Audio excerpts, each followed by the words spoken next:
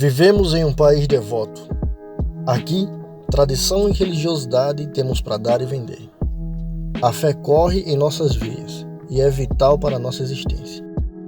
Em pesquisa divulgada em janeiro de 2020, o Instituto Datafolha mostrou que 86% dos brasileiros têm uma religião. Entre esses, 81% se denominam cristãos, o que significa dizer que 170 milhões de brasileiros católicos ou evangélicos são maioria absolutamente esmagadora. Nossas orações são a ponte que nos conduz a uma vida de paz e conforto para a alma, e a devoção nos transmite uma sensação de alívio e segurança no que se refere aos males do cotidiano. O culto e a devoção são as chaves que alimentam nossa esperança em dias melhores. Não há angústia que não se cure com o bom e tradicional ritual da oração. Mas há controvérsias nessa afirmação. Aqui no Brasil, o universo religioso se choca frontalmente com uma realidade impossível de esconder.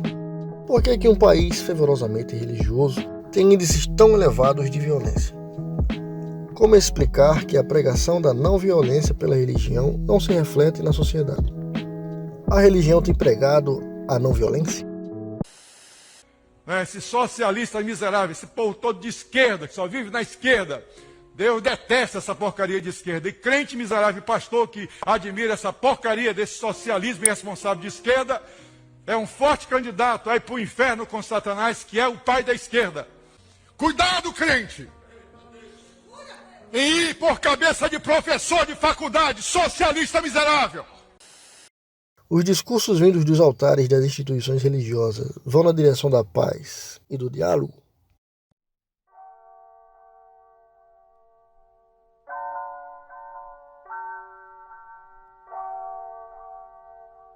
O caso foi parar na seccional de São Brás, em Belém.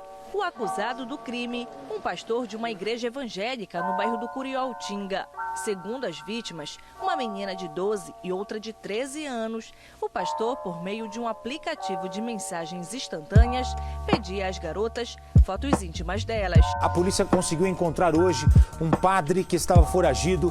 Ele foi condenado a 12 anos de prisão por pedofilia. Parece inacreditável, mas o assassino de Mirelle é este homem, que aparece sentado ao lado da esposa a poucos metros do caixão, onde está o corpo da jovem, morta com um tiro na nuca. A mão no rosto não era de tristeza, mas de alguém que, diante da lente da verdade, fica visivelmente incomodado com a possibilidade de ser descoberto. O Papa Francisco expulsou do sacerdócio o padre chileno Fernando Karadima por abusos sexuais. O anúncio foi feito nesta sexta-feira pelo Vaticano, que destacou que essa é a maior condenação possível dentro da Igreja Católica. O Instituto para a Economia e Paz, instituição formada pela revista The Economist, em parceria com 3 universidades e com o Instituto Internacional de Pesquisa pela Paz de Estocolmo, na Suécia, realizam anualmente um relatório chamado Índice Global da Paz. Em junho deste ano, o ranking que mede a paz do mundo mostrou que o Brasil caiu 10 posições em relação a 2019. E nós ocupamos agora a posição de número 126 entre 163 países. Isso significa que mergulhamos ainda mais profundo na violência urbana e doméstica, e com um agravante: a violência policial disparou.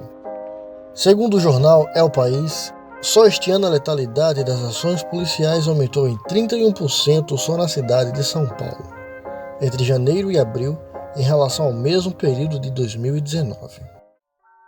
As agressões aconteceram no bairro Feu Rosa. As imagens mostram a mulher sendo abordada por 2 policiais. Um deles pega um objeto parecendo a capa de um facão e bate na mulher.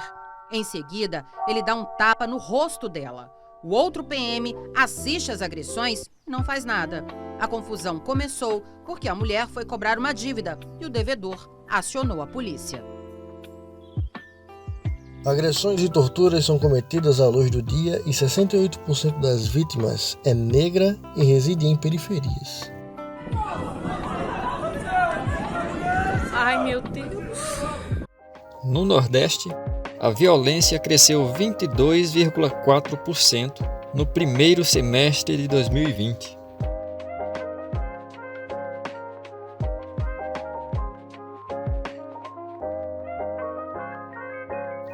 As mulheres também são vítimas da violência generalizada no Brasil. Segundo a Agência Brasil, órgão oficial de notícias do governo federal, a violência contra a mulher durante a pandemia cresceu 44,9% em São Paulo. No Rio Grande do Norte, o aumento foi de 34% nos casos de lesão corporal dolosa, quando há intenção de matar, e 54,3% nos casos de ameaça. Como explicar isso? Por que um país de cultura religiosa detém índices de violência tão altos?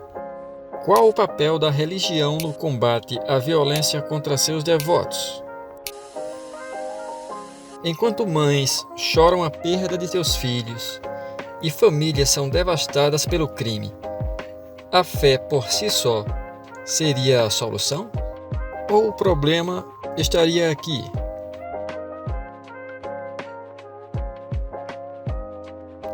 Sabemos que hoje existe uma relação profunda entre lideranças religiosas e o poder político.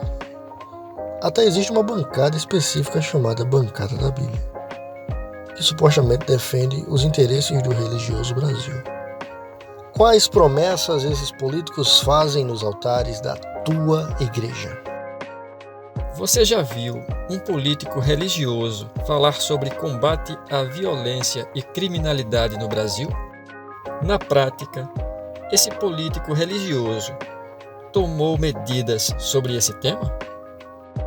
O líder religioso que, entre aspas, orienta você a votar em um político que representa os cristãos, ele presta contas da atuação desse político? Amor, você que está aí sozinho, você que está em crise familiar, crise conjugal, vem comigo. A deputada federal Flor de Lis, do PSD do Rio de Janeiro, foi denunciada como mandante do assassinato do marido, o pastor Anderson do Carmo, crime ocorrido em junho de 2019. A parlamentar deverá responder por homicídio triplamente qualificado, tentativa de homicídio, falsidade ideológica, uso de documento falso e organização criminosa majorada. Porque se um líder religioso te orienta a votar em alguém, ele tira de você a liberdade de escolha, não é mesmo? Ou você só é lembrado por essas pessoas na hora do voto? Vale a pena acreditar na dobradinha entre um líder religioso e um político? Você já parou para pensar quem é o verdadeiro beneficiado dessa aliança?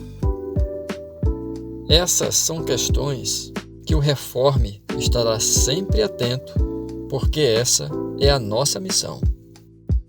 Mas não terminamos ainda.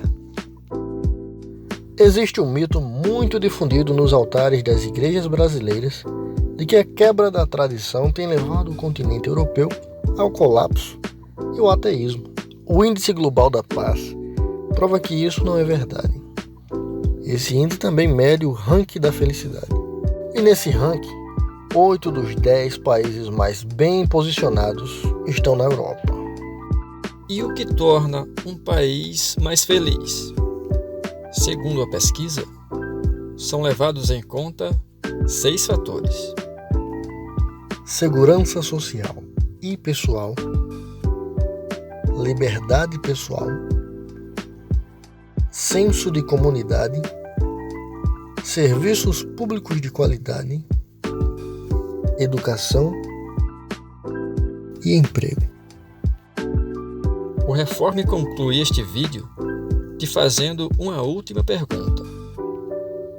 Diante dos números que você viu até aqui e dos 6 fatores que estabelecem o ranking da felicidade, a aliança entre as lideranças religiosas e a bancada da Bíblia tem sido satisfatória para você? Ou só para eles? Fica na paz e até já!